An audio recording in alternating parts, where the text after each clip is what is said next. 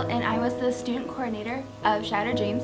And what you're about to see today is a recap and also some new footage of things that happened at the hospital, such as Morgan Vance's mom's reaction to her injuries, as well as Liam at the police station getting booked and going through all the normal things that you do when you're going into jail.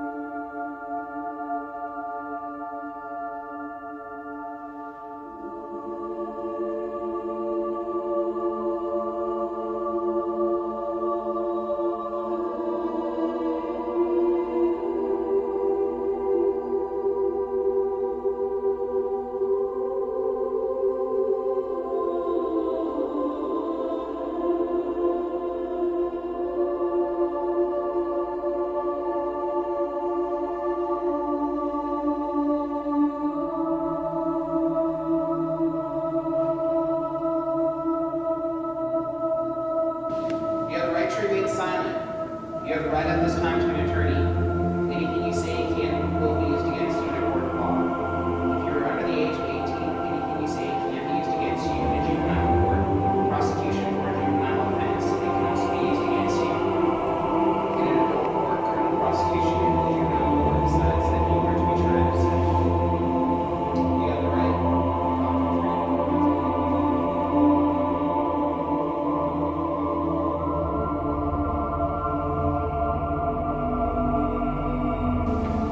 So you blew a .25 and a .24. That means that you're well over the legal limit.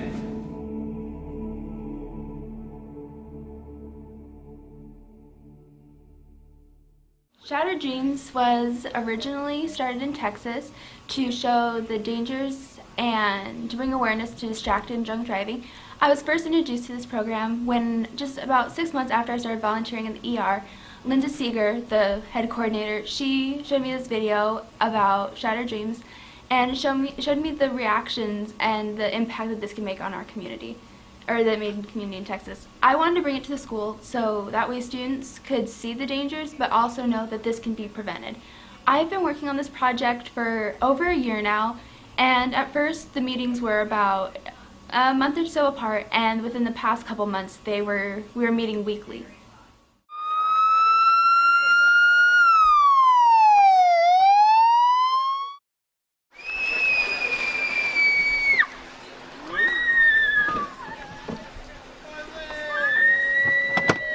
Okay guys, stay calm, stay calm. We're gonna get the meds here right away. Stay calm.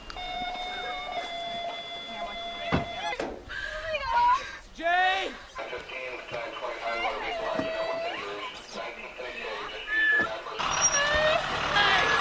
CJ! CJ!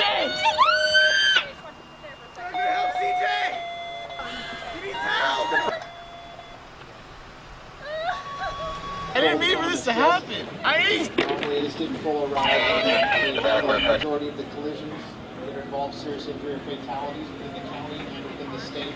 Just under arrest and driving under the influence. What's AJ's last name? He's under arrest for vehicular homicide and multiple counts of vehicular assault. For the green vehicle has been determined to be a red, which is the highest priority. It means that she's got injuries which the first things the medics are doing once they've arrived, the first officer from the state patrol is arriving. Yep, there you go. Talking with the driver. Their families are going to be traumatized with this crash. Their friends. These are people that you know that are involved in this crash. And some of them aren't going to make it out of there because of a couple choices. They weren't good choices. CJ! Sorry! I didn't know!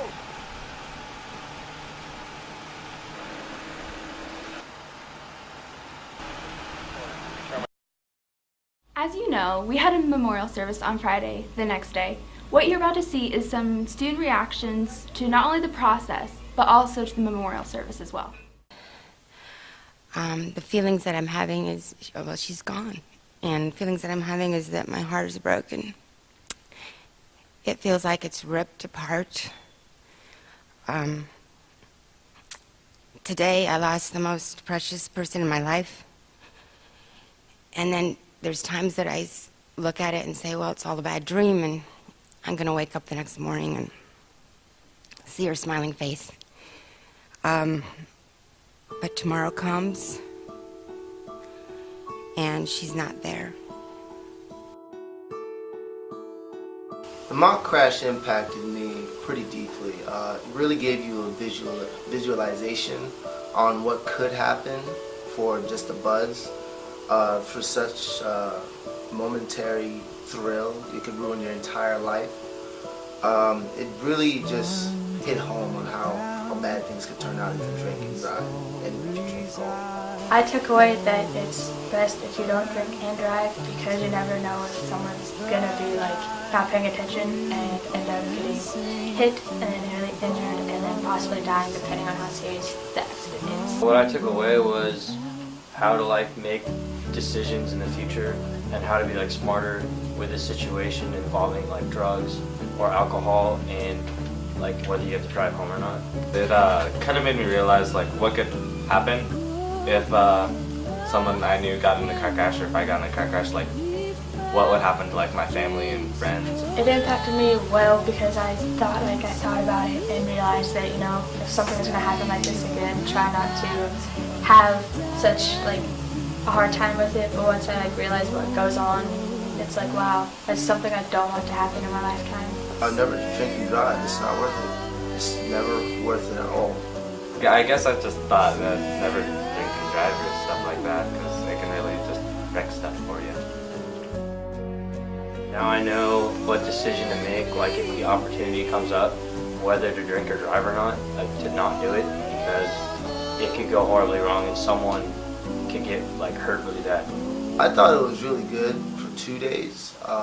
It would work for 1 day. I'd like it. I think I'd like it to be 1 day, because it feel sudden. It feel like it was put onto you. It feel like more real. Probably feel more real. I probably would have liked it better had it been just 1 day, because I guess it would have felt like more sudden. I would have had like less time to think about it, because if it happened in 1 day, it could seem more real. I like the 2 days because that way it's a little more spread out and you have more time to actually think about what actually like you just saw and what happened and how that could, like, it's not all gonna, it all happens in 1 day, but someone doesn't die and then have a funeral like the same day. Like, it just spreads it out more. Thank you everybody for being a part of my senior project. Even if it was just watching, you were being really respectful, and I wanted to thank you for it.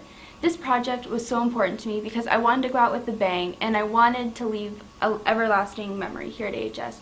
What I hope you take away from it is that if you're with friends who are drinking and you need to drive, all I ask is that you just think of this situation in the car crash and that this can all be prevented. Thank you, AHS.